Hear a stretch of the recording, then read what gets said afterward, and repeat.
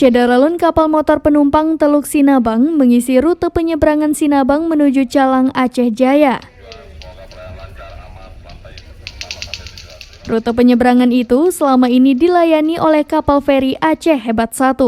Kapal Aceh Hebat 1 sebagaimana penyampaian Supervisor ASDP Perwakilan Simelu, Muhammad Aulia, saat ini sedang naik dok di Bengkulu untuk perawatan tahunan.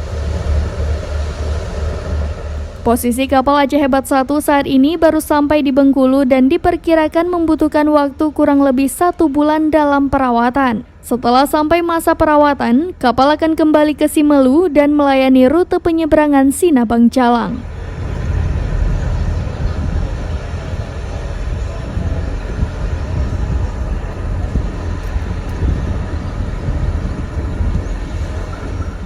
Dari Simelu, Sari Mulyasno, serambinews.com.